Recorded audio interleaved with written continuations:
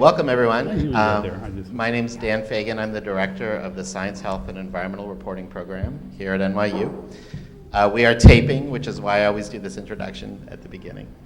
Thank you very much for coming. I know Thanksgiving week is tough, but we appreciate your coming because we have an amazing guest, someone whose work I've watched for a long time, and someone I've known for almost as long. Miles actually worked with some of our students. He was reminding me about 6 or 7 years ago on a story about the carbon footprints of presidential campaigns, and that was fun. He's put me on the air a couple of times, which is a dangerous thing to do, but he has faith. So, Miles, we're very grateful that you came up from DC. And with that, I will turn this over to Lee Hotz, Distinguished Writer-in-Residence here at the Carter Institute, who will introduce Miles more formally. Thanks. Thank you, Dan. So, welcome to Inside Out, really a gloriously warm and clement evening. It makes me think that we're at the beginning of our fall series, but not at the chilly conclusion of it. But indeed we are, and this is the last and culminating session of our Inside Outs this fall. And for those of you who haven't joined us before, let me just tell you that what this is, what we're about this evening, is that this is our forum for investigating the best of our craft by putting those who have practiced it at the height of the profession under the lens of our sustained attention.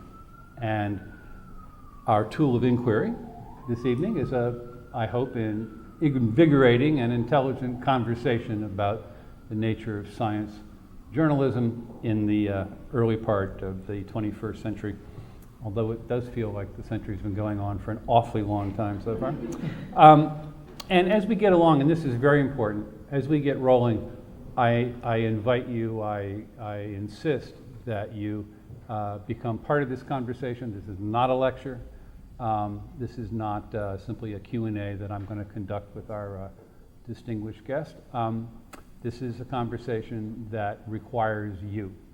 So, on that note, let me just tell you that our purpose this fall has been to spend time to visit with a series of contrarians, people, editors, reporters, broadcasters, who have made their success in science journalism essentially by swimming against the mainstream. And tonight we take the measure of a commitment to science journalism that has definitely gone against the prevailing trends of broadcast journalism. We welcome you, Miles O'Brien. Thank you. A veteran, now independent journalist who has, for much of the past generation, focused on science, technology, and aerospace in a medium where that kind of informed coverage is often scarce and at a premium. He's won numerous awards over the years, including a half dozen Emmys and a Peabody Award and a DuPont Prize for his coverage of Hurricane Katrina. He is currently the science correspondent for PBS NewsHour. He is also a producer and director for the PBS science documentary series Nova. But for many of you may have known him for just about half of his 32 years as a broadcaster. He was the voice and face of science for the cable news network. He covered science, the environment, aerospace there, and anchored their various programs. And we were talking just before this, a little known thing now, that he was on the boards, I think, to become the first journalist in space on the eve of one of the shuttle disasters, and that program was shelved. He is someone who, among his many accomplishments, is also a pilot, and one of the things that we'd like to talk to him about this evening is how these side skills shape and inform one's coverage, both as a kind of matter of interest for viewers and readers, but also how it shapes your approach to various kinds of stories. But I'm a big on origin stories, and what I'm talking about, of course, the late stages of a distinguished career. And what I'd like to do for a minute, of course, is go back to the beginning. And Miles, I think I'm at the late stages? well, that's better than Oh, that's better than end stage. No, don't you okay. Just checking. You know, it speaks of maturity and poise, and okay. you know, I'm distinguished, and you're in the late stages, Just right? not But ex- not end stage, Yeah, not end not stage. extinguished, at least. Neither that too. The light still shines. Okay, good. All right, but you know, if I had looked at you when you were coming out of high school and into college, probably the last thing I would have thought is you'd have ended up as a science journalist. You were a history major. That is true. I've heard it said by a close source to you, I think it was you, actually, described himself as a dodo when it came to science. Tell us how you got into this. Well, now I'm a dodo because I'm the last one standing as a science journalist, right? Yeah, I was a history major. I'm sorry, I will confess that to you all. All of you actually know things about science, right? So that's good. That's really good. Somewhere along the way, while I was always kind of interested in the cool things that science is, it wasn't taught to me very well. And so I decided I wanted to be a history major at Georgetown. And I was very interested in journalism and, you know, what I'm into now. And so I didn't really take a lot of science, and I never envisioned myself as a science correspondent. And so I, you know, went from Georgetown, took an internship at NBC, one job leads to another, and I was working in local news stations for a dozen years, and basically going around chasing fires and dead bodies and crime scenes and that kind of thing.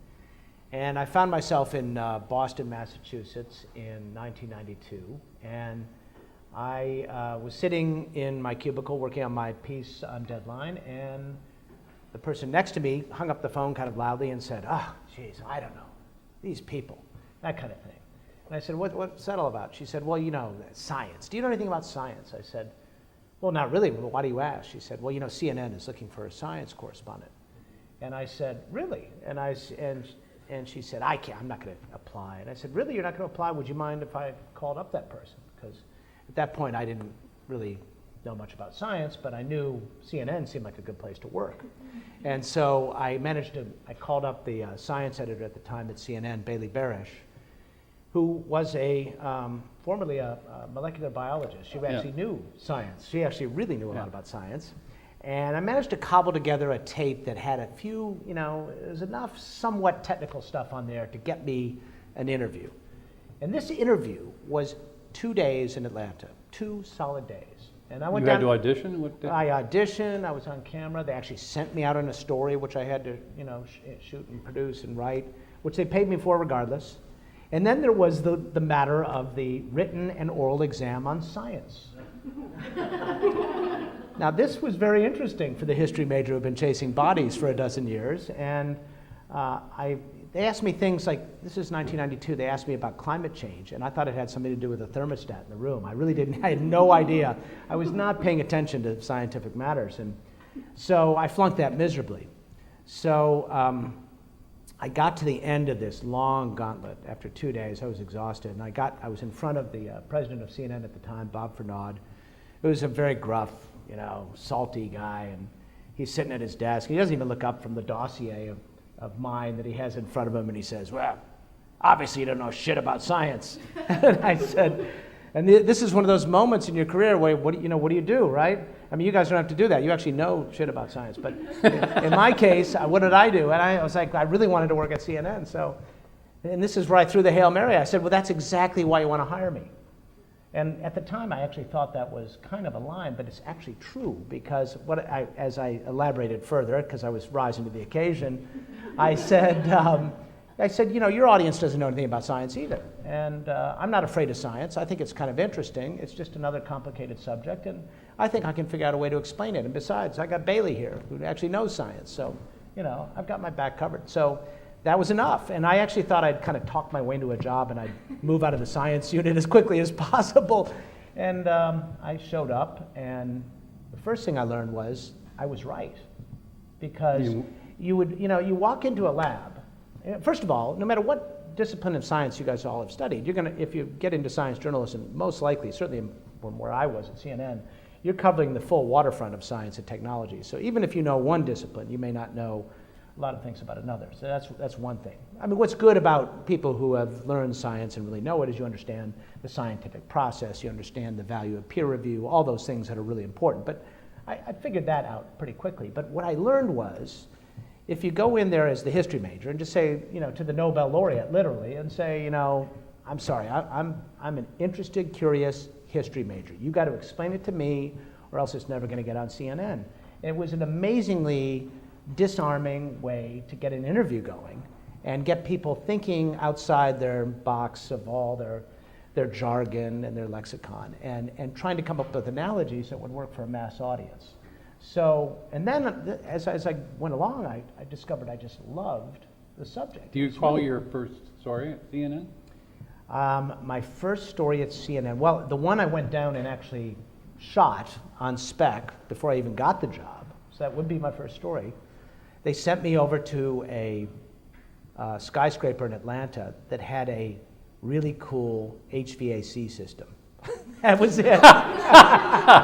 These were the days at CNN when there was no story too arcane. It was about sick buildings, and it was a heat circulating system, and I don't know.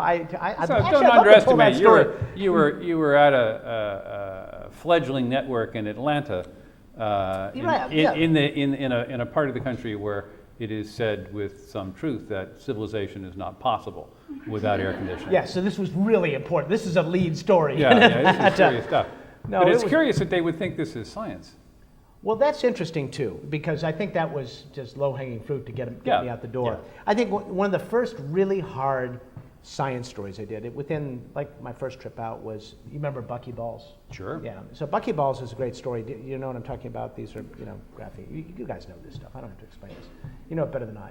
So, Buckyballs is one of those things. It's all these really cool potential applications that haven't happened, and still haven't, really. Really. And so you have to go fraught with potential. Yeah, and you have to explain this something at a nano scale, which you have no pictures of course, except for animation. And I remember that was the first time I was really challenged to try to come up with really, terms and expressions that could transcend the world of science. And really, when you find yourself in that spot between the world of science and a mass audience, and you realize how important you are as a translator, you got to make it simple enough for people to understand it, obviously, but you have to be true to the complexity somehow. And that, walking that tightrope is kind of where I've been all my career. I mean, most recently, I just did a Nova on the missing airplane, which has been like my cottage industry for me lately. And we did this thing explaining. Have you followed the missing airplane much? I don't want to bore you with it. Malaysian flight. Yeah, it's the Malaysian flight. Basically, there was a method that the Inmarsat satellite company used to try to locate where this plane was, and it basically used Doppler shift, and it's a fairly complex thing. And it took a good solid 2 minutes out of this hour film to go through this. And so I brought in this engineer who had consulted with me on this, a satellite guy. I had him watch it in person there with his wife, who knows nothing about it. And I played it for them, and at the end of it, he said, "That's the best thing I've ever seen," explaining this. And she said, "Oh, I finally get it."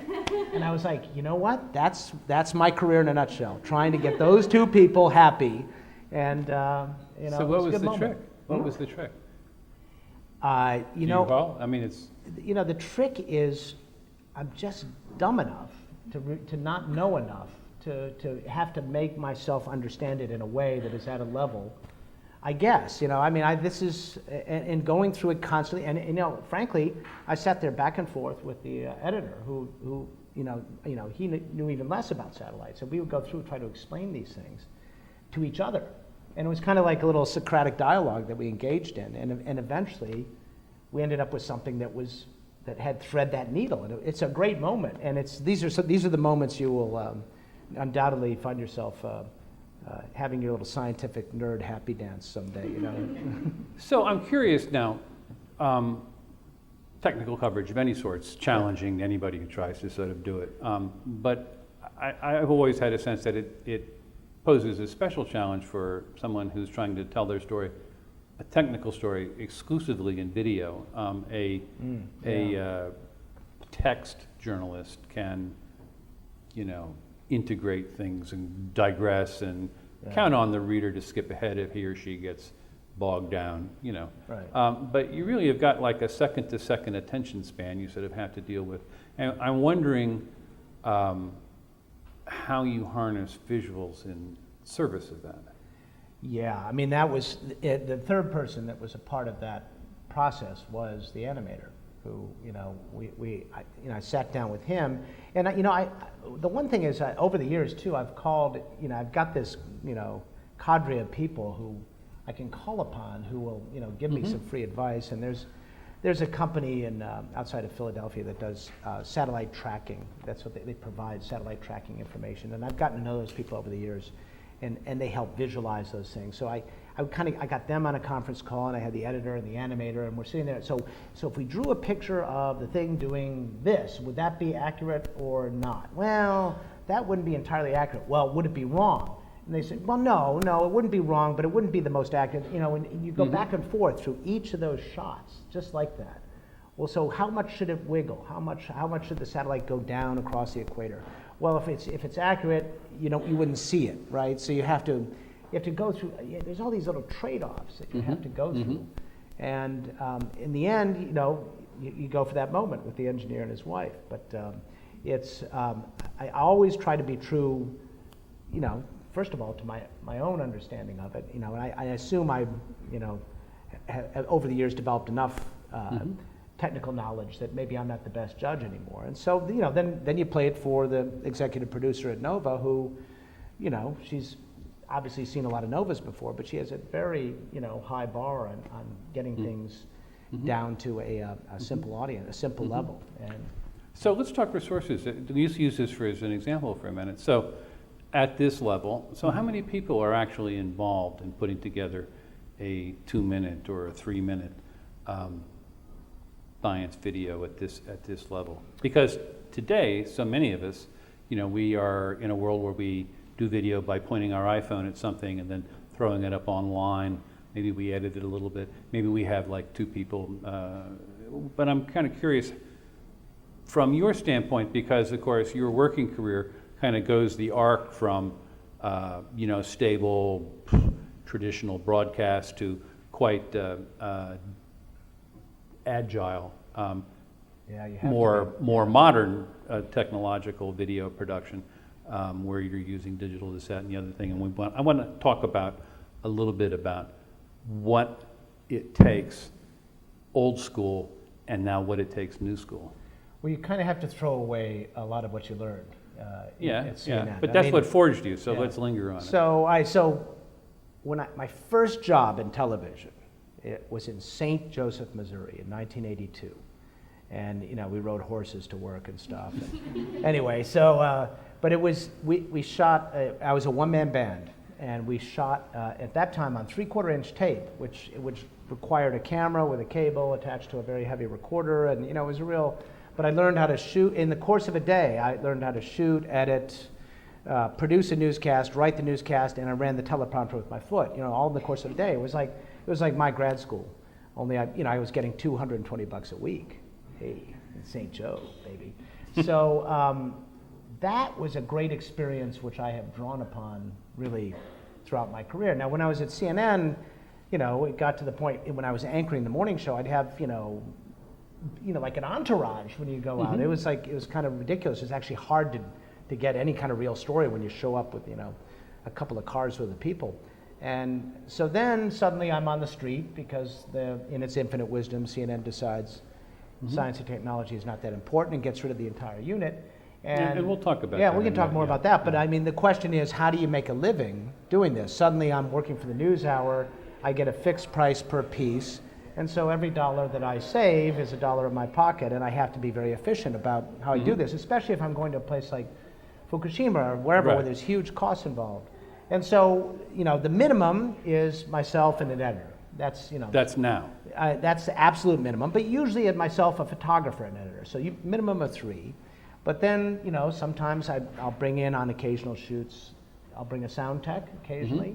Occasionally, I'll bring an associate producer in the mix, depending on how complicated the shoot is. But I really judge, each shoot depends on a lot of factors. One of the things I try to do is, like for example, 2 weeks ago I was out in San Francisco, and I was shooting all or portions of 4 separate stories for the news hours. So that has obvious advantages if you can lump that kind of stuff together and bring the crew out and save on your travel. So you have to think in a very different, lean way. So there's a big management component here. There is, and the gear has done, technology has done us a lot of favors, right? I can, for the, $8,000, I have a Canon camera that is a spectacular full frame image. It's as good as any high-end camera, and it's that's a fraction of what you normally would have spent in the old days in TV when we were buying video cameras when they first came out. So, and certainly in constant dollars, definitely.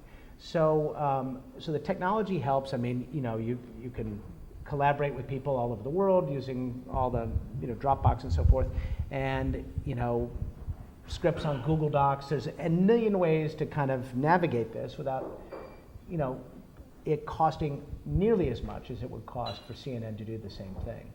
And frankly, you're closer to the story, because the leaner presence you have, if it's just you and a camera and you and one other person in the camera, it can be very overwhelming when you show up with the whole crew, and I feel like you get a more genuine product.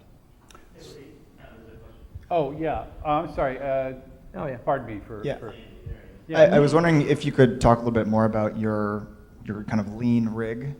You said you have a Canon full frame, is it like a... I have a Canon C100. Okay. I chose the C100 over the C300 because it's about half the cost. It's about, I think it was about $7,000 or $8,000, and the C300 is, I don't know, it's gone down a little bit, but it was in the $13,000 or $14,000 range. And so when I shoot for Nova, they require a higher bit rate on the recording, and so I use the Atomos Ninja for the recording deck on top of that, so I get a higher bit rate, which gives you higher quality. But for the news hour, they're happy with the C100, and that works well. And what I like about it is, it's not a run and gun camera, but to be able to use the Canon glass is fantastic. Well, that's the thing. They all use the standard lenses, right? Yeah. So any SLR lens, and so I mean the quality, you get the everybody wants the shallow depth of field these days and all that stuff. So it's a great camera for the money. I mean, really, when you think about what you're spending for it, even with all the lenses, it's still a fraction of what you wouldn't have anything of comparable quality a generation ago. And then what about your, for the audio, are you using lav mics, are you using like a boom? It depends, sometimes I'll go in and I'll bring a tech if we're doing 2-camera interview. A lot of times I'll sit down on certain interviews and I'll set up a 2-camera, in which case I'll bring in a tech, and what we'll do is do 2 lavs, and I just have the Sennheiser, those little Sennheisers, and I can't remember the model, but I can get it for you if you want. I think they're $1,000. They're not that bad for a set, and then what I'll do is I travel with a shotgun and a boom pole, and I always have it there, because even if I don't have a tech with me and I'm with the shooter, if there's some audio need, I can run the boom pole if need be to get that. Sometimes you're in a situation where you have a lot of people are talking at once, and it's not practical to put a lav on everybody, and so it's nice to have that capability as well. But generally, what I do is just get I just put the shotgun on the camera, and grab the natural sound that way. Do you have a lens of choice? Like, what's your workhorse lens? I use the 17 to 55, which is, I like having a wide angle on board, and that's, for most run and gun, you don't really need the telephoto. I shoot most of the interviews, though, in the 80 to 2, what is the beige one, the 80 to 205 or whatever, 80 to 200, I guess. Yeah, it's 80 to 200. That's a really beautiful lens, and when you sit down and dial that in about 80 or 90 millimeter, it just makes people look fantastic. And I travel with I have a macro lens. I highly recommend that if you're doing science stuff, because if you're shooting stuff that's on a slide or in a lab or whatever the case may be, it's really nice to have macro capability. And then I have a fisheye as well, which I use when you're in a cockpit or a car, that sometimes you want to put that in there. And I have one of these Sony Alpha 5 or 6000s, I can't remember. It's a really nice little kind of pocket camera, which has an adapter for it. It's interchangeable lenses, and it has an adapter, and all my Canon lenses will go on it. So it's kind of a nice backup, and it's also, you can put it in some tight places. And then, of course, I travel with about 3 or 4 GoPros and all kinds of mounts for them. And we're talking how many cases of stuff? Let's get a metric. So here. I've got one long case for the tripods and light stands and all that, and then I've got a 60-pound case, which is kind of a medium-sized Pelican case, and then I've got a smaller Pelican case, which has sort of gear and audio, and then I carry on an even smaller Pelican case onto the plane. So, and then plus your personal baggage. So I mean, it's I used to travel with a guy at CNN. No kidding. This is before they really charged you. Right, yeah. He would go out the door with 16 cases. 16 and but that was the comparison. That was but that was a whole different era. Yeah. Just to follow up on that, Miles. So this is making me feel actually pretty good about the fact that we're making everyone do at least basic videography. Yes. Because some people say to me, no, the future of video, even online, if it's highly produced, is that it's not going to be done by journalists who are just sort of incidentally videographers, but that are text people first or bloggers first. But I'm wondering what your sense is of that, and how many reporters are there out there who are reporters first, like you are, but are also doing broadcast quality shooting? I think it's me. There aren't many. I mean, in the science realm, forget about that. I mean, you're. That might be me. But no, I think that's an interesting point. There aren't many. But I think it's so valuable to take the time to learn that craft. First and foremost, learn to be you've learned how to be scientists, that's good. Then learn how to be journalists, how to write and the process of journalism. But to understand the craft, it's very easy to underestimate what it takes to make really good television. And I think, Lee and I were talking a little while ago, a few years ago when everybody was in the media world was panicking about what to do next, they were just handing cameras to guys like him and saying, go shoot a TV piece while you're out there doing your story. Well, first of all, he's busy doing his story, for one thing. And secondly, it does require some knowledge and understanding of what the craft is. It isn't rocket science, but it is something that, we should all have an appreciation that it takes a little bit of, experience and understanding of the nuances of it. So, I've done a fair amount of one-man band work, and it's really, really hard. It is really hard to sit down and to go and do a story and trying to follow the action, making sure the audio is good and the white balance is good and the focus is good and the lighting is right, and then and not forgetting to ask the questions that you want to ask. It's a lot. So I prefer to have help wherever I can. There've been occasions where I have gone out the door alone, of course. Now I think you're alluding to something which is I think interesting, particularly right now, which is that video is exploding as a skilled subset at traditional large print organizations as they really sort of have become adept online. So we were talking earlier, the Wall Street Journal is the largest producer of video outside the 3 standard broadcast networks. We have 40 field producers who are working with people like me in situations where they're able to come along. A lot of times a reporter will be in a kind of embed situation where there isn't enough room in the tent for and then it's important to know how to do it yourself. But there's no substitute for somebody who really understands the medium, really understands the cameras, really understands what you can do, visual storytelling in a breaking story.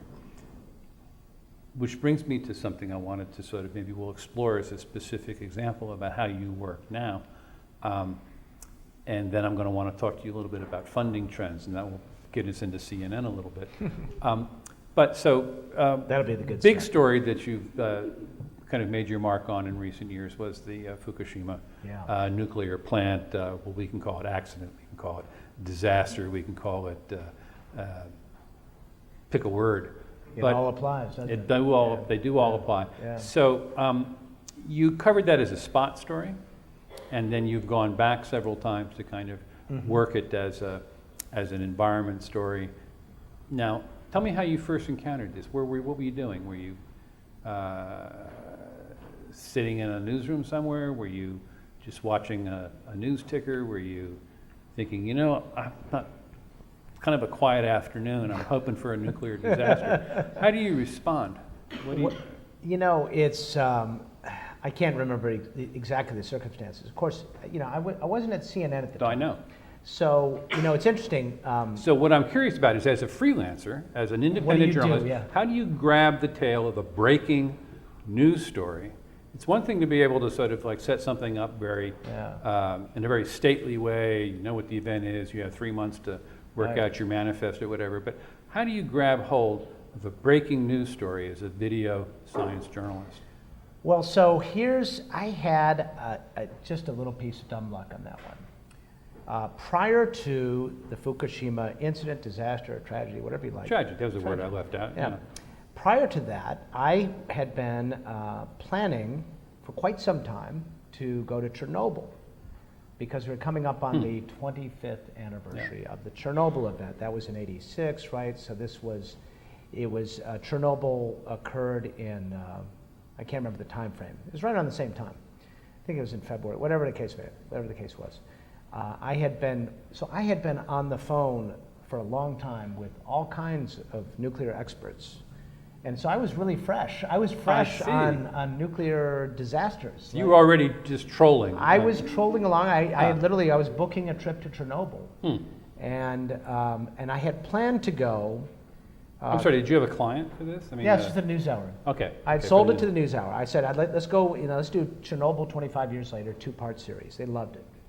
So I started getting busy on that. And I had been interviewing a lot of people in the U.S. about it, what the lessons. I'm sorry, I'm going to interrupt you for a sec. So you pitched this story to the NewsHour. This was like in January. Do you when you do that quick pitch, I know you have a relationship with them. Yeah. Do you have to come at them with a budget, with a time frame, saying, well, I'm going to need it's 6 really, people for 12 weeks, No. 7 Pelican cases full of the most expensive, ungodly video gear you've ever seen, and business class tickets to the Ukraine? No, none of the above. I get paid. I am on a pre-fee. I'm a piece worker. Okay. I get paid the same amount for every story, wherever it may take me. So it's up to me to figure out. That's why it's a 2-part series, for one thing. I wouldn't go if you're following me. Yes, I am. That's twice as much for the old Miles O'Brien Productions there, right?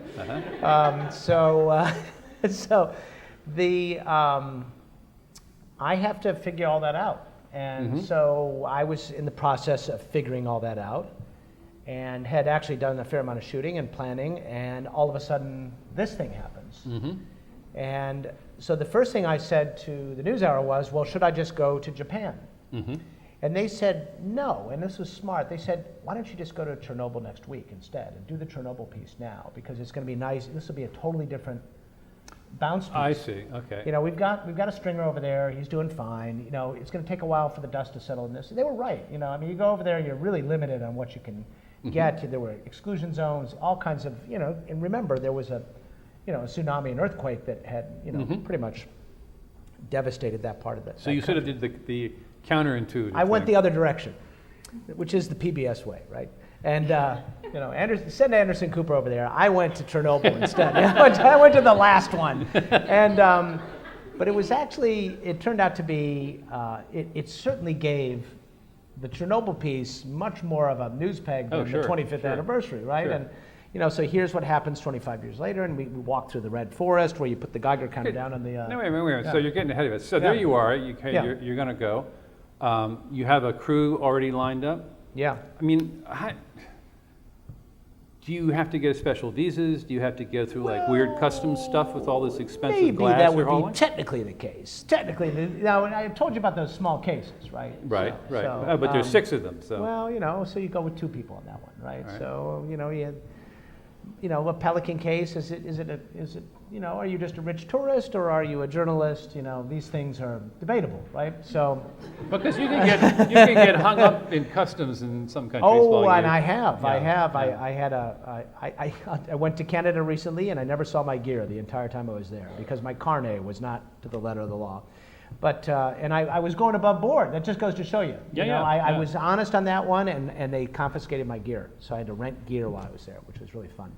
But did you get your gear back? I did. It was sitting there in customs the whole time during the trip. It was, but I spent $6,000 to get gear to me in Canada to make the shoot happen. So anyway, but I digress. Okay, so you're hot-footing it to Chernobyl, So, and you have got visas for your people? If I had spent time waiting... These are not easy places to get into. If I had gone to the Embassy of Ukraine in Washington and asked for a visa to do this story, I would have waited a long time, I think, if ever. I mean, it's very difficult to... it's one thing if you're CNN, you have people on the ground there, there's a whole... the little PBS news out there may or may not know what we're all about, and, I kind of learned the lesson. I was going to Indonesia in the wake of one of the volcanoes, and I had been used to, at CNN we always got the visas because it was CNN, and they tend to just stamp the visa because of the global credibility that it has, and or had maybe, whatever. But that's another discussion. But they never responded, and so I was getting like the volcano was getting to be old news, and I finally just went back and got my passport and said, I'm just going to go. I went in as a tourist and took my chances. So is that common? Yes, that is common. Because I know it's a big issue. Yeah. If you go into a lot of countries where natural disasters are not uncommon, you're supposed to travel with the government approval pre-stamped certain set of papers. Well, it's. Yet you can't get them. Nobody gets in trouble for saying no, right? Or just rope-a-doping a request like that. So, I don't want to sit here and recommend something that puts you in jail, but, I do think if you can keep your footprint light and just, have plausible deniability in some respects, you're a consultant, whatever. Everybody's a consultant, right? And you go out and do your thing. I mean, a lot depends on, how repressive a regime you're entering into and how much they're paying attention to you. And, I've been wanting to do some stuff in China, and, when I was going to go over there with Frontline, we got visas. We did get approved because we had some help from a Western company that was helping us. But if I went in there right now to try to get a visa to shoot in China for a story I want to do on aviation in China, I suspect they'd turn me down flat. They're very picky. Yeah. And so going there, however, as a tourist and shooting, I think is a risky thing. So I think you have to just kind of do these on a case-by-case basis. But it always helps to have smaller cases, put it that way, right? Well, yeah. So, okay, you have your small cases. You're traveling as a consultant to fill in the blank ink. And what happens? How do you work this? How do I work what?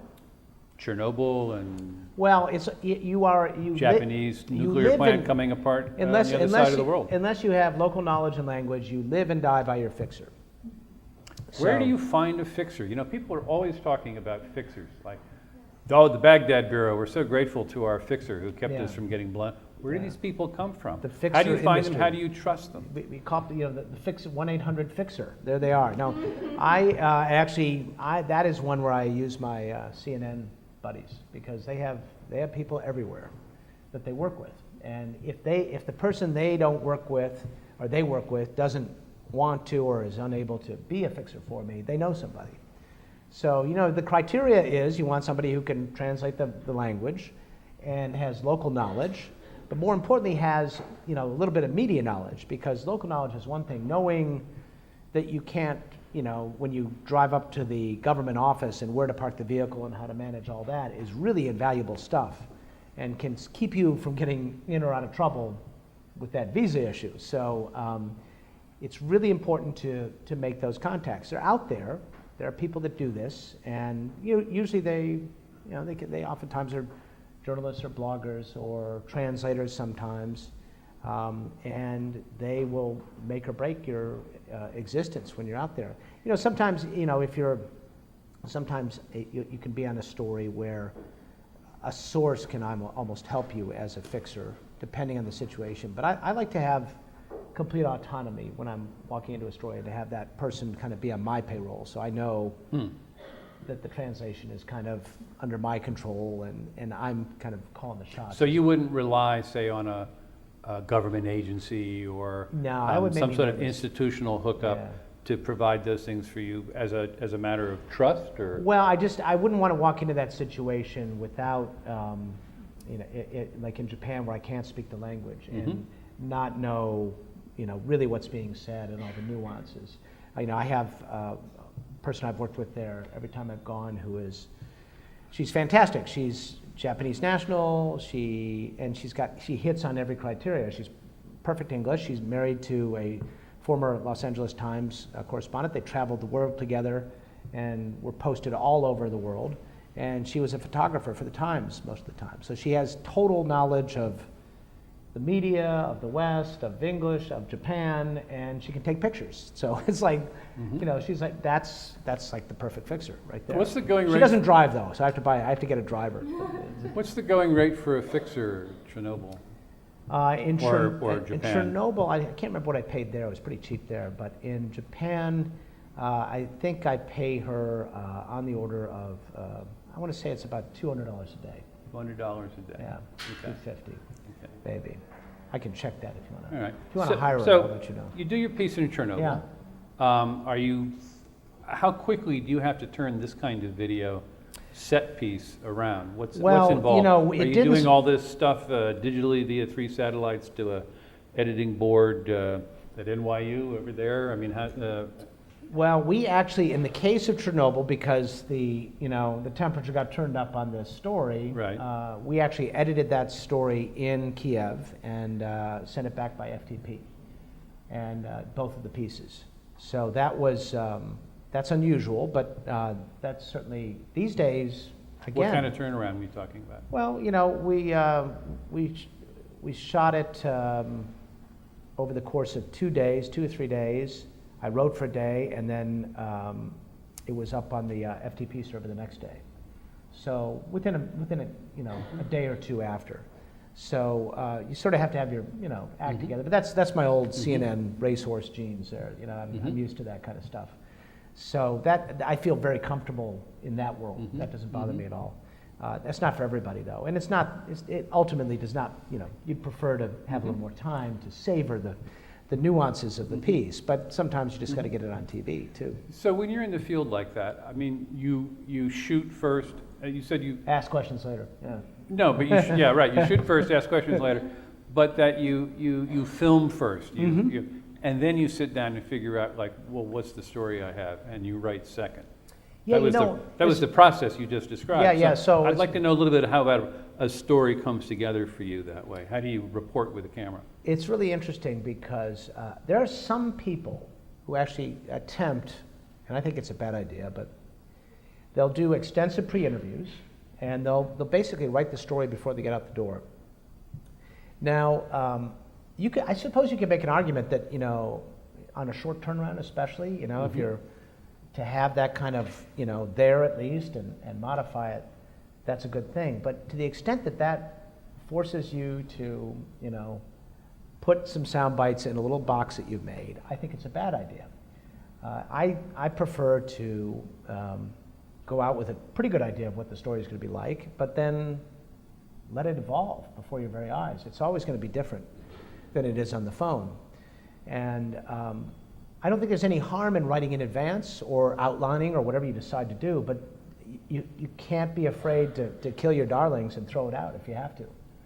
And that's the hard part is, oh gosh, I've got this whole script. I just want to find a bite that fits here and it fits there, and then I've got a story. But sort of miss the important points that you got along the way. It's a bad thing. Nova is classic for this.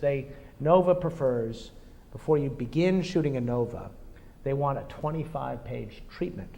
They basically want you to do the story before you get out the door, which to me makes good sense for a classic science story that doesn't have a journalistic component to it. I mean, if you're doing Pharaoh's tomb or the great, building of the Colosseum or those kinds of things, that makes a little more sense to me. It's not like that story is going to change too much over the course of your production. But when you're doing something that is dynamic, I think it's a bad idea. I've tried to explain that to Nova, but anyway, I still haven't delivered a full 30-page treatment. I've sort of weaseled out of it so far.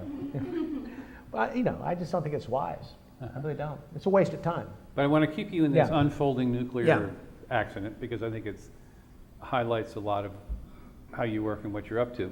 So the world is still wondering whether or not all the tuna that's coming to California is radioactive or not, Right. and is this thing going to melt down or boil the Pacific Ocean or any of the various alarmist things that were floating around. You're in the Ukraine. You filed this piece. Mhm. Pieces, excuse me. Mhm. And then what? You So come home I and get on a plane, and all of a sudden, Frontline called me up and said, "We need you to go back, and we want you to do, an hour on what this means for not just the nuclear industry in Japan, but also, the nuclear industry in general." they want you to go to Japan. Back to Japan this time, yeah. Okay. And so, did I say back? No, No, not it's all back right. to Japan. So you turn around. You So go I back. got pretty much within, I can't remember the time frame, but very shortly I was back on the road, this time in Japan, with a Frontline crew. Yeah, that's what I want to Yeah. know. So you had to change crews? How many well, people have you got? In that case, the Frontline Production was not my production company. I was on that project as a reporter, not as Miles O'Brien Productions as a director and producer. So it was a little different role for me. And I was working with a great producer by the name of John Palfreman. And so he okay, sure. produced and directed. He's done a ton of Novas over the years and Frontlines. And I wrote the piece, but it was a little different because I was coming into that, it was a little more of he had been pitching that idea like from the moment that the meltdown occurred, and he got, the Sloan Foundation to give him a grant very quickly. So he took that to Frontline, fully funded, and they said go. So it all happened pretty quickly. But he had the contacts at Sloan, and because he's based in Boston, and he knew all those guys at MIT as well, and he had the thing pretty well wired. So it was good. It turned out to be a great experience, and so I just kept going back to Fukushima after that. All right, no, but so in that first Fukushima visit, though, you're there to do what sounds like a mini documentary almost. Yeah, we did an hour for Frontline called Nuclear Aftershocks. And how long does it take you to put together an hour? Well, we did that one. Let's see, we shot it it happened in March. We were there in June. It aired, I think that aired in September, I'm going to say. But what I did was, because, Miles O'Brien Productions is always looking for a deal. Since I was over there, Okay. I shot 3 stories for the NewsHour. So, what the heck, right? And so I did some my first NewsHour pieces on Fukushima. I traveled with the Frontline crew, did all that shooting, and then they went back to Boston to begin the post-production. And I stayed okay. and shot some more stuff for the NewsHour. So it was a twofer. Who did you use to shoot the stuff for NewsHour? That was me. Just you? Yeah. All by yourself? Yeah. Well, with Fumio, my fixer, and a Right, so driver. you, a fixer, a Yeah, driver. Yeah. That was it. Okay. Yeah. And how many Pelican cases?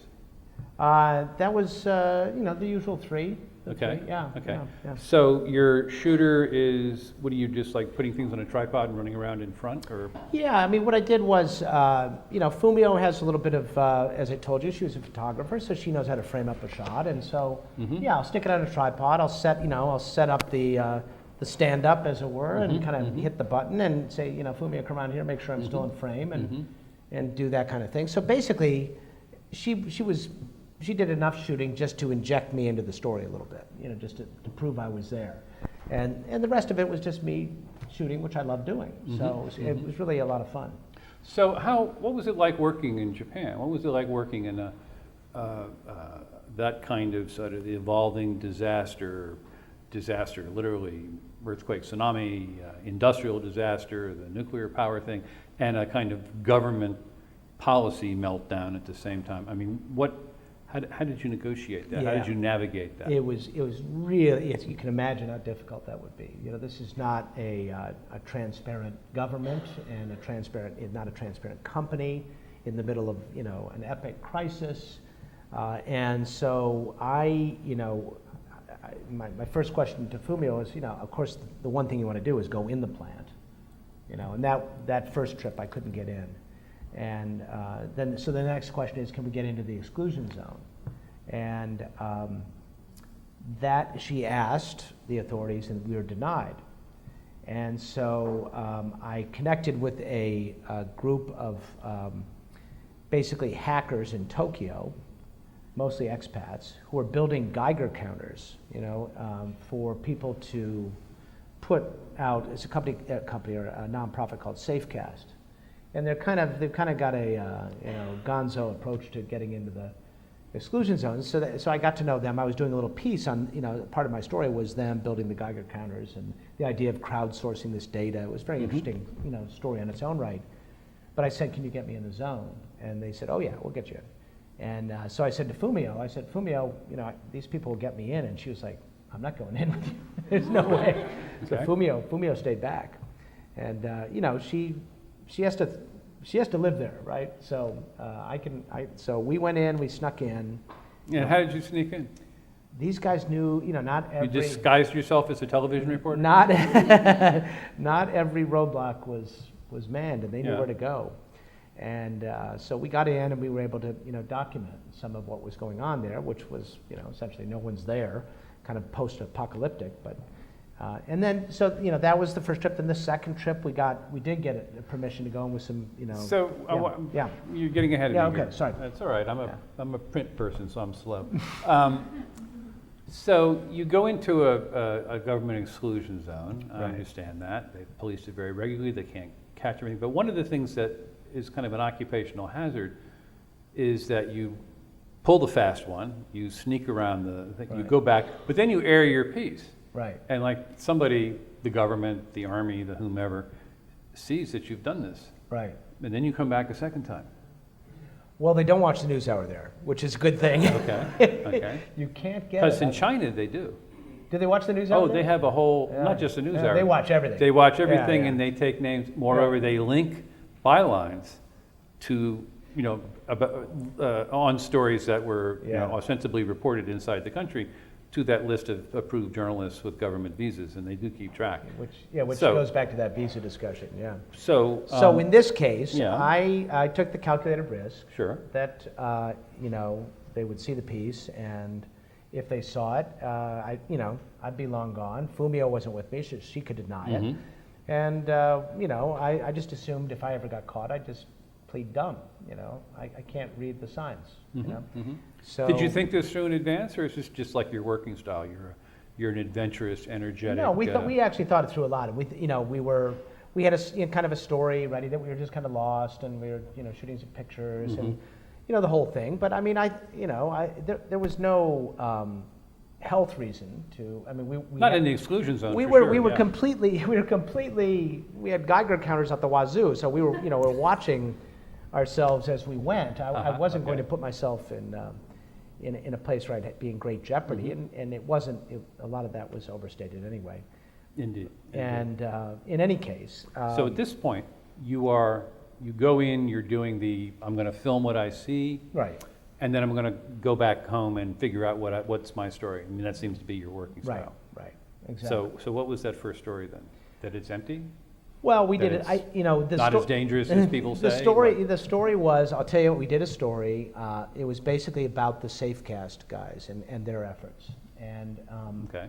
so, and we did, you know, how they were trying to get Geiger counters in people's hands so they could get, you know, data up, and it was all streaming to the web. And so, because at that point, you know, TEPCO and the government were not providing any information whatsoever at all. And people in Tokyo were going bananas Yeah. because they couldn't get Right, and there was a readings of whole, any you know, sort, yeah. there were little pockets, neighborhoods in Tokyo that were kind of hot because of the way the weather patterns, you know, the rain would drop some cesium in a particular spot.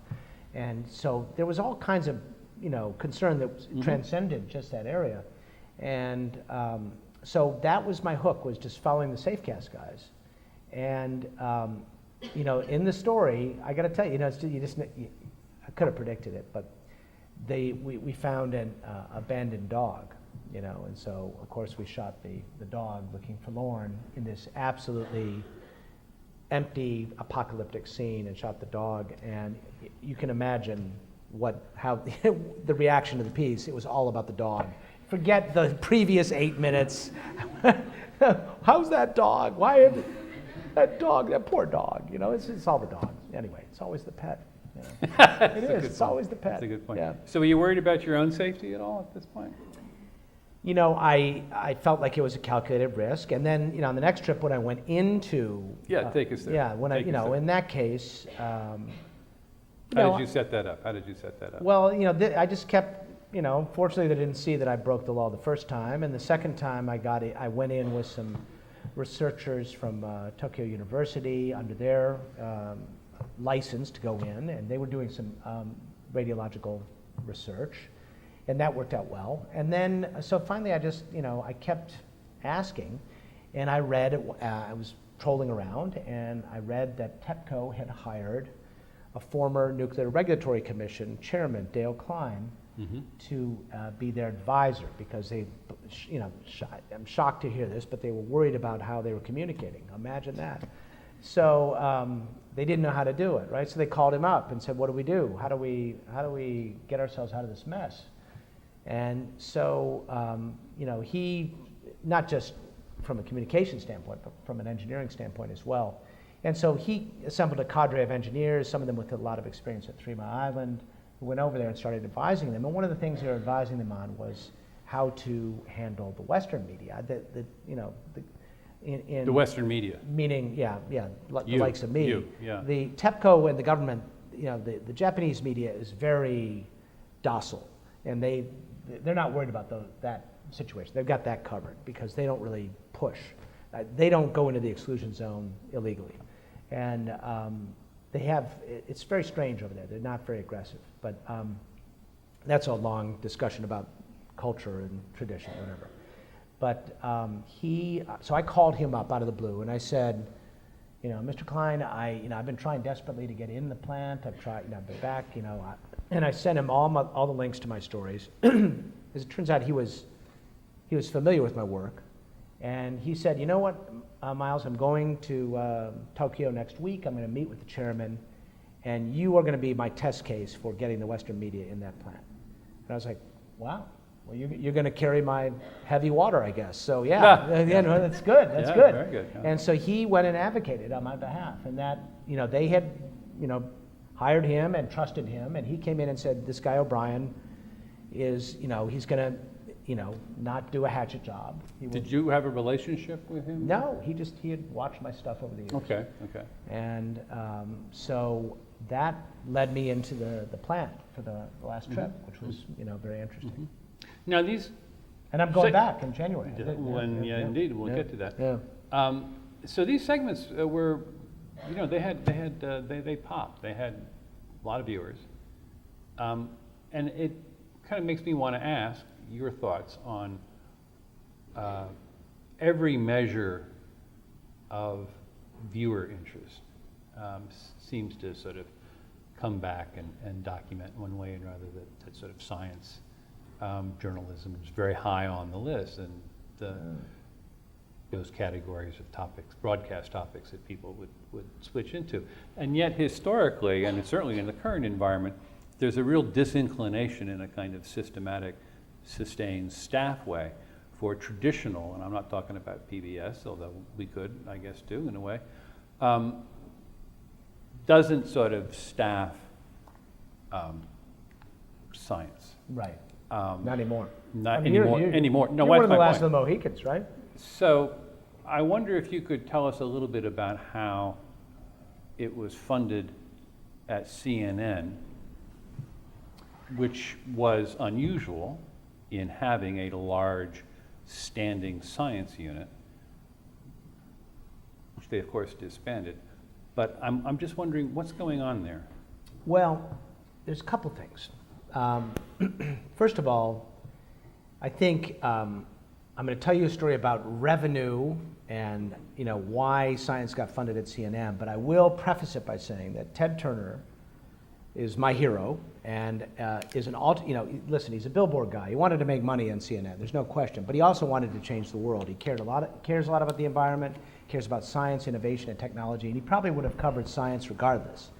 However, the real reason that there was such a vibrant science unit, when they disbanded it, there were 8 of us in all, at CNN, is in 1980, when CNN was brand new, and none of you were born, they were barely making the paychecks, literally. I mean, this was a brand new idea. The idea of 24-hour news was just crazy. I know this is hard for you to all imagine.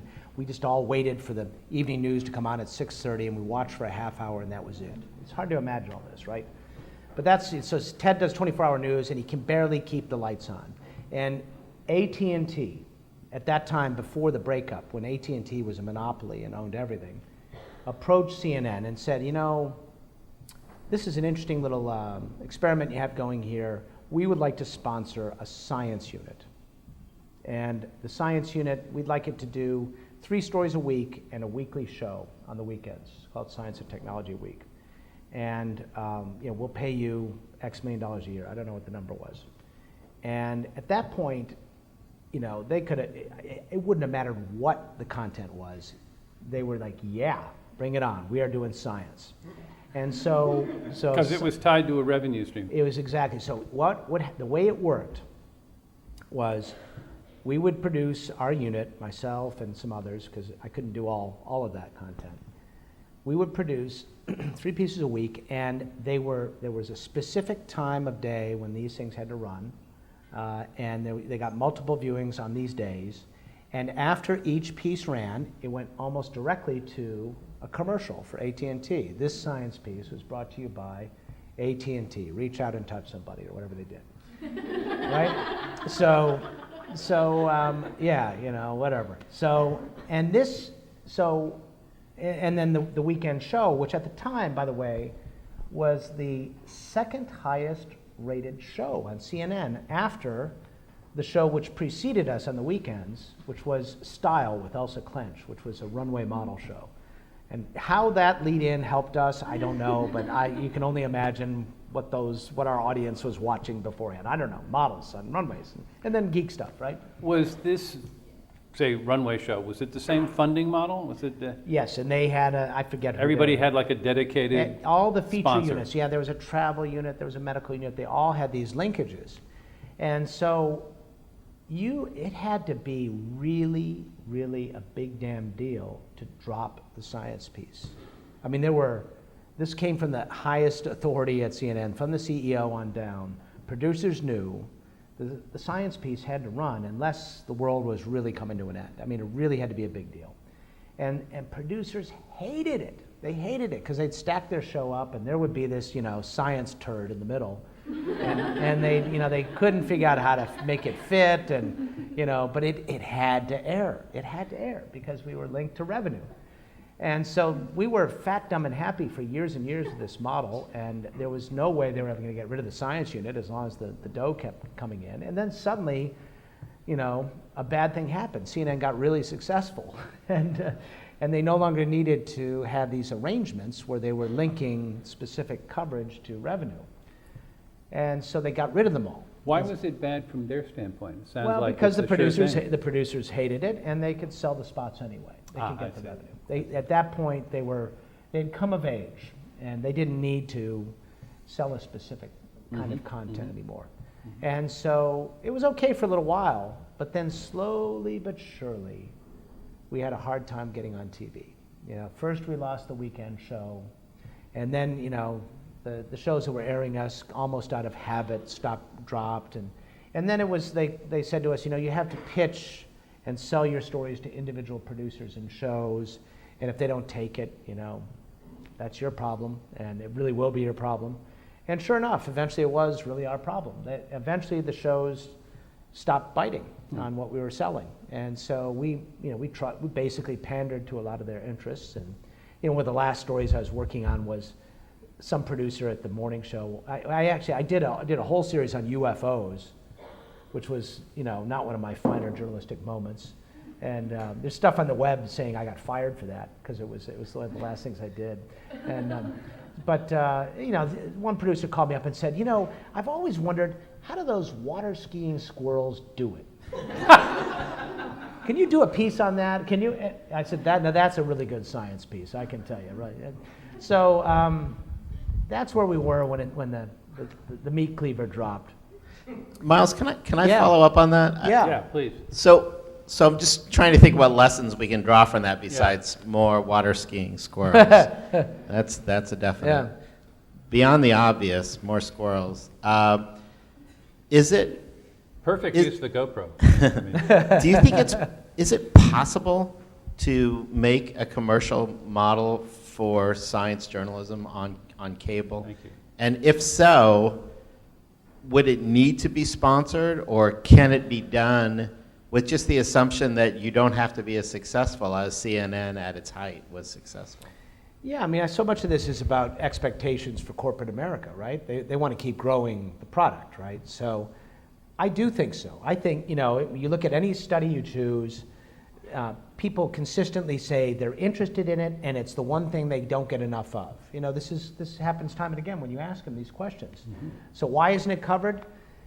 It's, you know, first of all, newsrooms are filled with history majors like me, you know, and that's not good for science. These are people who have, you know, getting cold sweats thinking about the periodic table. And so there's science phobics in the newsroom, and it's important for science journalists to make sure they stay, the term I use is just close to the news curve. You need to be using events as teachable moments to lead you to science. You can't go in there with just random stuff and expect, you know, the likes of CNN to hop on it because they want it to be part of whatever the 2 or 3, you know, fixations of the moment are. But it's hard to get it in that environment. Having said that, could a science network survive? I think so. I really do believe so. I think there's interest, but it's all a matter of, you know, the cost of getting on cable these days. Do you really want to go through all that? Is that worth it anymore? My kids don't watch cable. Do you guys watch cable? I mean, it's you know, it's kind of, I don't even have cable anymore. So I don't know if Yeah, I only have it so I can get my HBO Go. You know, yeah, it's basically it, right? Well, let's expand that question Yeah. into the web. I mean, is there Exactly. a way to make video on the web, you know, reported video on the web about science, work as a standalone, or could it only work as part of a much larger site? Well, I'd like to think so. I can't give you a great example right now. Let's think of, can we think of some good examples of science platforms that are video oriented, that are mostly about science? Well, a lot of, I'm sorry, what was the suggestion? Yeah, tell me about the SciShow. What do you think of that? Yeah. Is that, are they doing? I'm not thrilled by it. Yeah. They're very popular. Right. Yeah. Yeah. I mean, is that really reported though? I mean, I don't see a lot of reported pieces. Yeah, I think that's, yeah, I mean, as far as the purest, you know, science journalism, it's tougher, isn't it? I see a lot of places, some people are here in the room, someone from The Verge is here, you know, that will use video, that will sometimes produce really short pieces, but it's not the heart of what they do. Right, you know? right. So is it always going to be, you know, a beat in the midst of other things as part of a larger platform, or can it stand alone? Mm-hmm. I mean, the thing about, you know, going back to the cost of entry and the barriers to entry, they're virtually non-existent. It really boils down to, do you have good stories, and you know, are they stories that people are interested in? And if you do in fact have that, I don't think there's any reason why people wouldn't beat a path to your door. Now, you know, after I left CNN, I selfishly just didn't want to miss any shuttle. I was just going to ask about that. I think this is an instructive example of how you can do what Dan is asking about. So I was So thinking. yeah, tell us about it. So, you know, there you are. You just got canned. Yeah. Making a big splash. Everybody's like, "Wow, CNN, it's really terrible." Poor Miles. Suck, yeah. Poor Miles. Yeah, What's he yeah. gonna do? Miles doesn't stand still, does he? Well, I didn't want to miss any shuttle launches, so that was no. I You were a shuttle junkie. was a shuttle junkie, and the thought of not being at the press mound was upsetting me. So I called, and I thought, you know, NASA has, you know, hundreds of cameras around this thing. All you have to do is plug into the thing, and you've got a broadcast, right? All you have to do is add the commentary. So I called a friend of mine who already had a space-oriented website, and I said, you know, how hard would it be to just throw a camera up and a couple of chairs and get a, you know, T1 line, and we'll just do shuttle commentary and talk over the NASA pictures and cover the launch for 5, 6, 7 hours. You know, instead of the CNN coverage, which was about 2 minutes until solid rocket boosters separated, you know, an inch deep, 500 miles wide coverage. It was an inch wide, 500 miles deep coverage. And what was that for? Was that for space.com? Spaceflightnow.com. Oh, Spaceflight Now. Right. So we started doing this. We started streaming this thing out, and you know, how do you pay for it? Well, it really wasn't that much of an expense. We got Livestream to carry it for free because the guy who runs Livestream loves space, and he just wanted to come down to the press mound. So that was good. And you know, then we all had the cameras, we had the Macintoshes. We needed to pay for a T1 line and the plane fare, and so I went to all of the shuttle contractors who were, you know, all of a sudden, you know, the shuttle days were numbered, they knew, and they didn't have, they had a lot of, you know, kind of just PR money, essentially. And so I said, here's what we're going to do. We're not going to sell spots, but we're going to sell advertorial interviews. So the interviews will be with your people, and they will be, you know, 12 to 15-minute interviews. And you will help sponsor this webcast. And we will tell our viewers that these are ad-supported interviews. And I said, and the trick is, you can't tell me what to ask or what not to ask. You have to just, you know, take the leap of faith. And so I was like, wow, I'm going down a slippery slope here. And so we got, you know, like United Space Alliance and Boeing and Lockheed Martin all to sign on and sponsor the thing. And we did these advertorial things. And we ended up at the end with close to 300,000 people watching it at a given moment on this streaming webcast all over the world, which was, you know, we thought was pretty good. We had no marketing cloud except for tweets and Facebook. And the lesson I learned from that is that, you know, truly there was something there that we were offering, that there was an audience, and people will find you if you have something that is in a niche. And so it proves that there's kind of room for boutiques, right? And, you know, CNN is the Walmart of news, you know, so Spaceflight Now is a little space boutique, and people found us, and it turned out to be profitable for us. How many launches did you cover that way? Or how many missions did you cover We that did way? the last 8 missions. The last 8 Yeah, missions? yeah. So you're talking a couple of years. Yeah, we did it for a couple of years. It was great.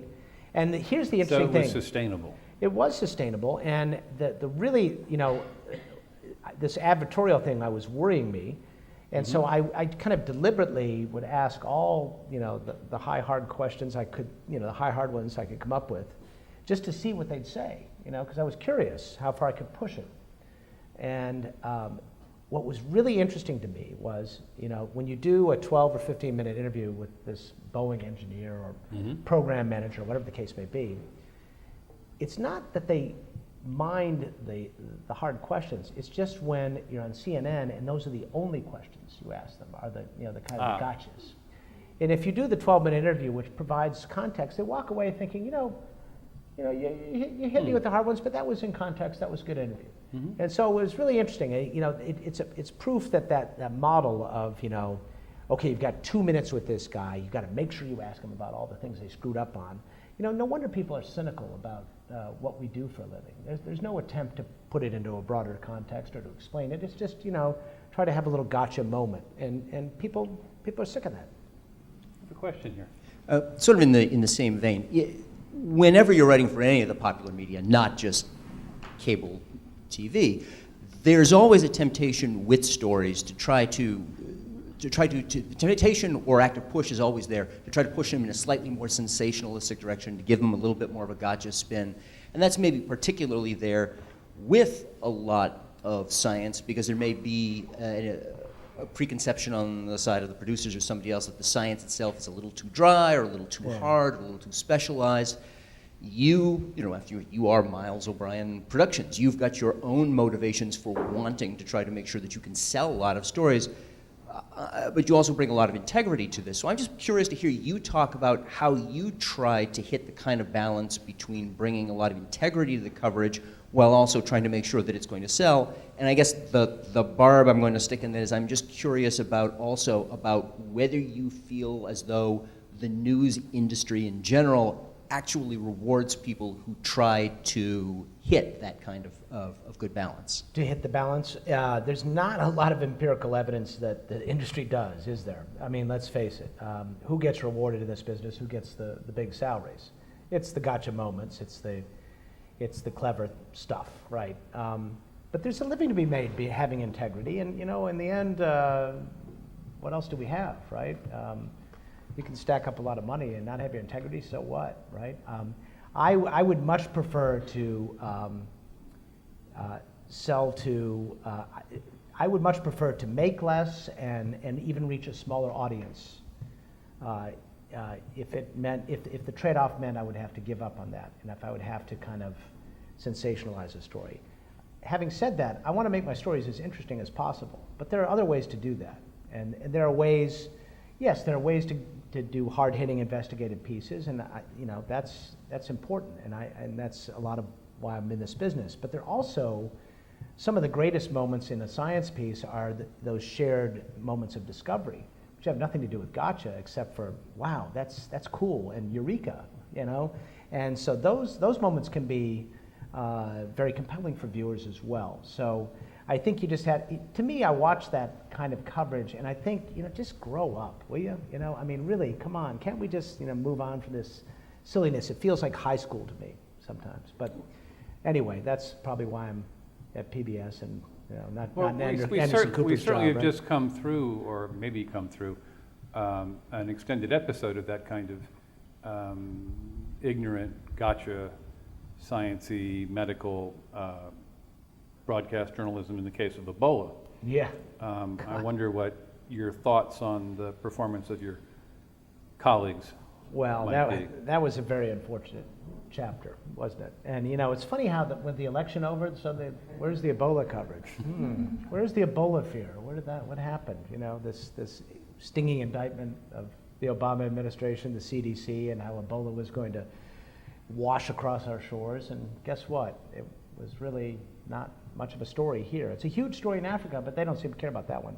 I think it was horrible, horrible coverage. You know, just when I think there can't be anything worse, something comes along and sets a new bar. And you know, it was racist, it was jingoistic, it was ignorant, and it was all deliberate, in my view, to scare people. And why? Just because they want to grab a few more eyeballs for Fox News. And you know, I was very vocal about that, and you know, ended up being vilified by Bill O'Reilly, which I consider a red badge of honor. And but it's so unfortunate that you know, it's so irresponsible, and I wish people would vote with their feet and turn it off, but they watch it. But you know, I feel like you would think over time that would not be a sustainable business model, but the jury's still out on that. They're wildly successful, aren't they?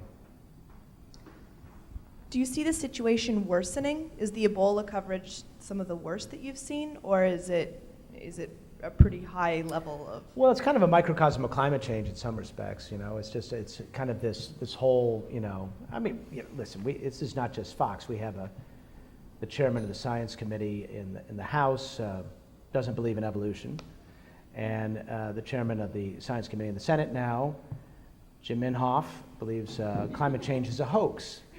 So we've got problems that extend far beyond Fox News here. Now, maybe they're there because of Fox News. We could go back and forth on the chicken and egg question there. But, there is a strong sentiment in this country that, that's just a bunch of smarty pants talking there. And, it's really a bunch of liberals who actually read them books. And golly. And so, it's really, really important that you do your jobs well. It really is. It's so important. It's like a little candle in the wind here. I don't want you. I know it's going to be hard for you because it's not an easy business. I salute you for trading perfectly good scientific careers. That's easy, right? And for going into the world of trying to communicate about this, because it's so important. It becomes even more important, and as it becomes more important, I feel like the coverage gets worse and worse. And I'm afraid I don't see any trend in, if you look at the cable networks, certainly, I don't see any trend that leads me to think it's going to get better. Sorry. But the good news is there are other ways to reach people, and this is the lesson of the space flight now. This is the lesson of, thank God there's PBS. Please remember us at Pledge Week, because I'll get you a tote bag. But there's all kinds of plays on the internet now. There's a lot of ways to reach people, and people do want this content. You can bypass this tyranny of Roger Ailes and Time Warner and reach people. It's just a matter of finding good stories and telling them well. It's really that's a simple statement that is really hard, but that's really all it is. It isn't rocket science. People will find you. Mm-hmm. They will. I want to take you back, circle back around for a minute, to your last visit to Fukushima. It's an ongoing story for you. You're headed back in a couple of weeks, couple of months. Yeah, January. January. Okay, but let's go back to that last piece, because you went into the plant. Yeah. Mm-hmm. You took some personal risk here. How do you calculate that equation of personal safety versus good video versus hot story? Well, I mean, I think going into Fukushima, when you completely suit up and Tyvek and multiple gloves and a respirator, and I think the risk there is pretty managed. And mm-hmm. Yes, you could be there and there'd be another earthquake which could disturb the reactor core, and that would be a bad day for everybody there, right? But that's it's risky. Crossing Cooper Square today, that was wow. I almost got killed there. I mean, geez, that's crazy out there. Mm-hmm. Yeah, and so there are ways to get killed. Believe me, right here in the city and at Fukushima. So this goes to how we all of us, and this is important if you continue in science journalism, to remember what the real risks are. Mm-hmm. And it is crossing the street in Cooper Square. It isn't necessarily nuclear power or flying on an airplane or all the things or Ebola, for God's sakes, and all those things. It isn't those risks. And so but it's easy, because what we do, after all, is talk about these things that are complicated and scary, and you're trying to break these things down. And so you have to think about what risk you're exposing yourself to. But Mm-hmm. I think in the grand scheme of me flying my little airplane, my single-engine airplane at night in bad weather versus going to Fukushima with a respirator and a Tyvek suit, I was much safer at Fukushima. So you just have to kind of Mm-hmm. weigh all these things. And it was certainly, whatever risk was there was far outweighed by the benefit of going there. Reporters, TV reporters in this country have stopped going. They don't even bother with it. And I feel really committed to telling this story. It's so important that people understand it. And so I felt like I needed to be there. It felt Mm-hmm. like it was my job to be there. Mm-hmm, mm-hmm, mm-hmm. Yeah, it's interesting that a medium that sort of was initially organized so strongly about obtaining and sharing the real image of an actual event, whether it was a combat thing or a building or a person, has now evolved into an interview medium. Yeah. It's a lot cheaper. It's much cheaper. It's much cheaper. You just send the guest in, and you can easily fill up 8 minutes of cable news airtime for, pennies, because you've got this infrastructure of the bureaus, and you go through the Rolodex, and there's the usual suspects, and you do some sort of riff on, the Kardashians or Ferguson or whatever the story is. There's some yapping job, but to go out and actually shoot an 8-minute piece, there's some real money involved there. And so it's, when you're doing the calculus of a place like CNN, that's the people that are being shown the door are the people who go out and actually shoot the stories. The people that are minding the live shot locations are still there, because that's what keeps it going. It's pretty sad. So you wrap up at Fukushima. You think you've managed your risk. Yeah. You've packed your bags. You, I don't know, uploaded your footage. Well, I was everything? gonna carry that back with me. Carry it back but with you? Miles O'Brien Productions was looking for one more story just to amortize the trip a little bit. So tell us about that. What So I found a story in the Philippines on, are you guys familiar with golden rice? It's, Sure, yeah. genetically modified rice, and it holds great promise for helping out people in the third world by providing some nutritional value to rice that it currently isn't there. But obviously, because it's a GMO, it's, you can imagine how that story would be. So I went there and shot that story, and it was really, everything was great, and I was so pleased with my Fukushima stuff. And I had a little bit of time. I was going to air the Fukushima stuff for the anniversary, which is March 11th, and this is now, mid-February. So I had a little bit of time, and I'd finished the Philippine shoot, and This past February. yeah, February 12th is the date. So, and I decided I was going to sneak away to the beach. And so I hadn't I hadn't had a vacation in a while. I was just kind of anxious to just lie on the beach, just myself. I was one-man band. And so I'm stacking up my Pelican cases, and unfortunately the heavy one fell off the cart onto my arm. And it was bruised. It wasn't, it hurt. It was kind of a bad bruise, but I did, I was in the Philippines, and I really wanted to go to the beach, and so I just it'll be okay. And it didn't get any better. It got worse. As a matter of fact, like 24 hours later, it was like all of a sudden it got really bad. And so I realized I needed to see a doctor, because I was having all this tingling in my hand and discoloration. It was definitely not just a bruise. And you're on your own. And I was on my own. So I asked the hotel for a recommendation on a doctor. Went to see a doctor, and he said, you're in a world of hurt. You got something, very likely you have acute compartment syndrome. And I'm sitting there on my phone wikiing what the hell acute compartment syndrome is. And it wasn't good what I read. And he said, we should be able to, slice you open, and, I don't know if you know what it is, but it's like you have sheathing in your veins and muscles, and it doesn't expand. And if you get a pressure impact injury, sometimes it blocks off blood flow. And so apparently that's what I had. And so what they do is in the emergency surgery, they slice open that sheathing to try to relieve the pressure. And that usually solves the problem. But unfortunately, I was a little too late. And he told me that was a possibility. And sure enough, I woke up as you see me here. So that was, again, who would have thought that was my risk, right? I'd just been to Fukushima, and it turned out to be a Pelican case in my hotel room. So you just never know. So It's a terrible thing to happen to anybody. And I have to ask you, how did you adjust personally, but how did you reinvent yourself professionally as a roving, energetic field video reporter who still has those 5 or 6 Pelican cases to schlep around? How has it changed how you work? Well, I'm more likely to hire a photographer, put it that way. Because it doesn't seem to have slowed you My down. biggest risk was being a cheapskate, all right? As it turns out.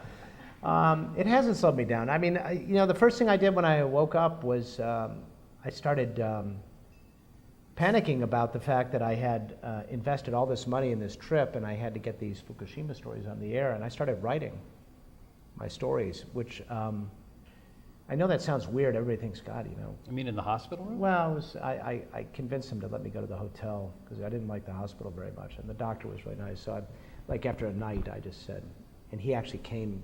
He made house calls. In the Philippines, they make hotel calls, and so I started writing my stories, and it was, you know, my first challenge was the QWERTY keyboard, and so.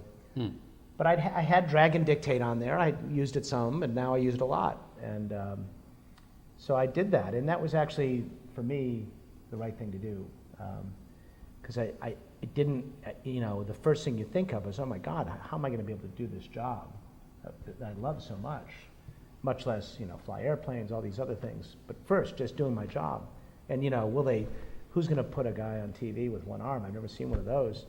And so the first thing I did was just, damn it, I'm going to write these stories, you know, just prove that part of it at least. And so I did, and then so I just kind of plowed through all that. And one of the things that I had planned sometime before the accident was to go in May, this past May, to Alaska with my longtime colleague, Kate Tobin, who I've worked with for more than 20 years. We worked at CNN together. We both got, you know, shown the door on the same day, and we collaborate on a lot of projects for the NewsHour and Nova and so forth. And so she had planned, and we do stuff for the National Science Foundation as well, and she had planned an epic trip to Alaska to do a climate change series.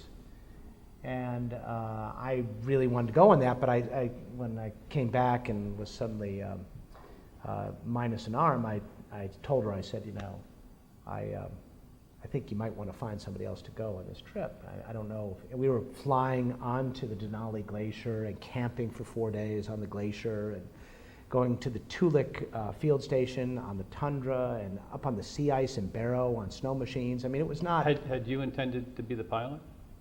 I wasn't going to be the pilot, but I was going to shoot all of this. And, okay. and so we were, I said, I think maybe this may not be my first trip out of the box with one arm, that's jumping in the deep end. And she said, Miles, I got your back on this one. You need to do this trip. She said, don't you worry about it. If you can't do it, I got you covered. It was one of the nicest things a friend or a colleague could ever say, And so I went, and I had, with my new prosthetic arm, I ended up, it was great. I shot everything, I did everything. I really didn't, there wasn't anything I couldn't do. And matter of fact, one of the pieces just aired tonight on the NewsHour, one of the pieces on climate change that we shot up there.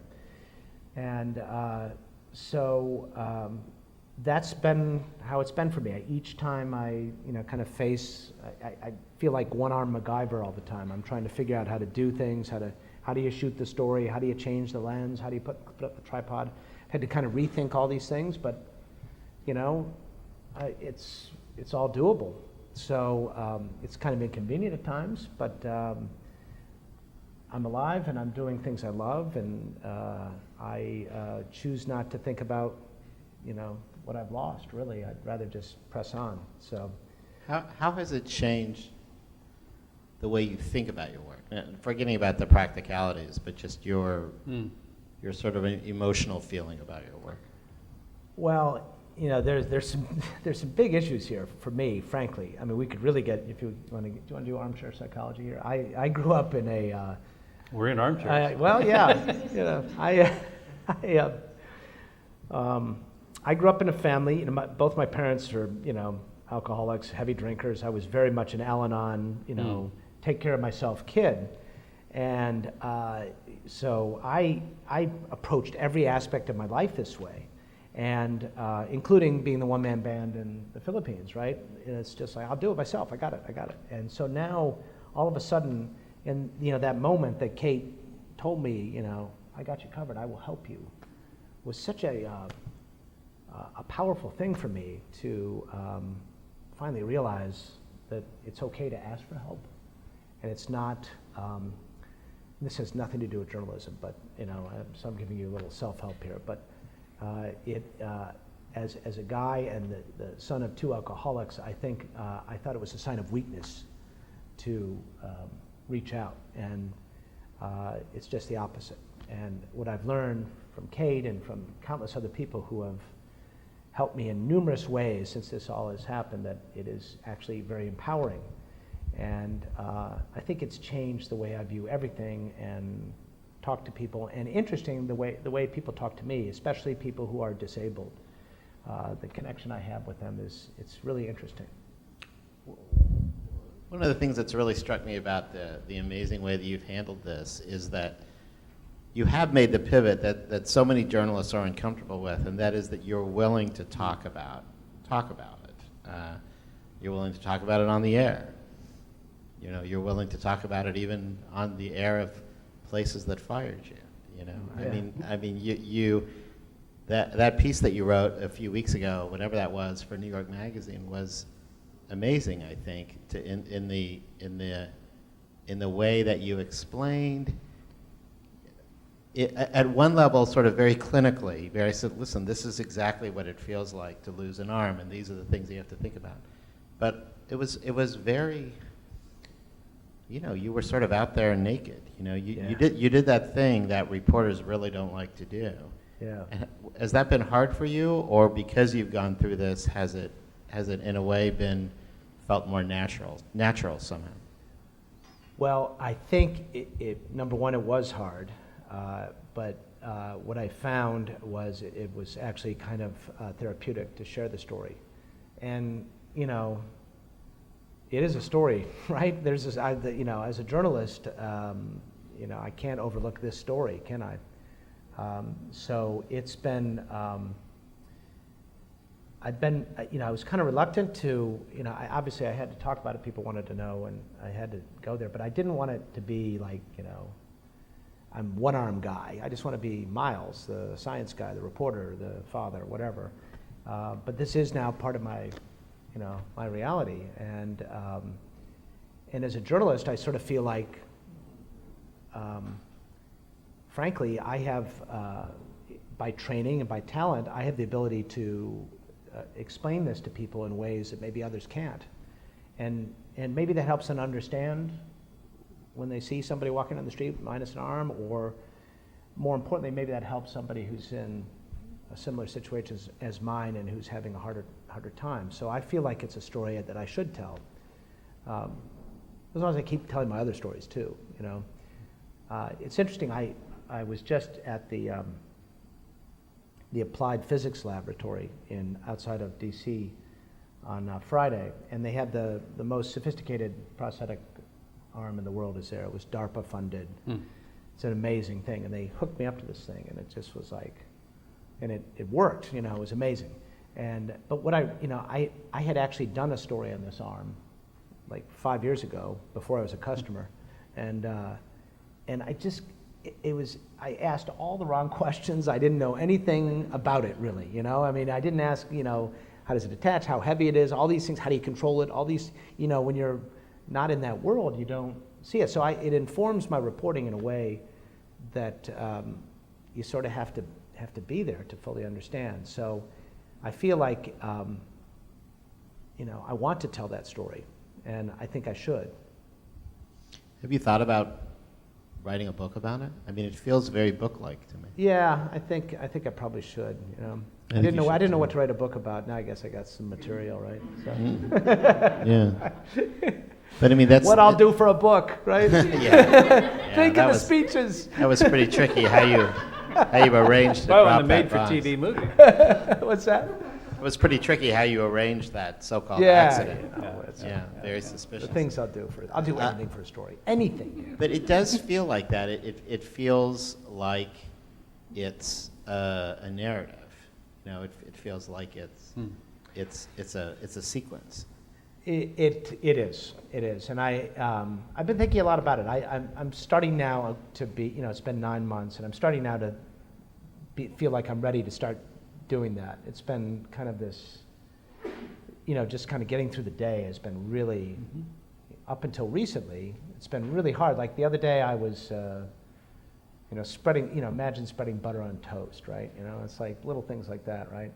but there's little hacks for it, and I just did it, and then I was sitting down to eat my toast, and I was like, God, I just did that, and I didn't think about it.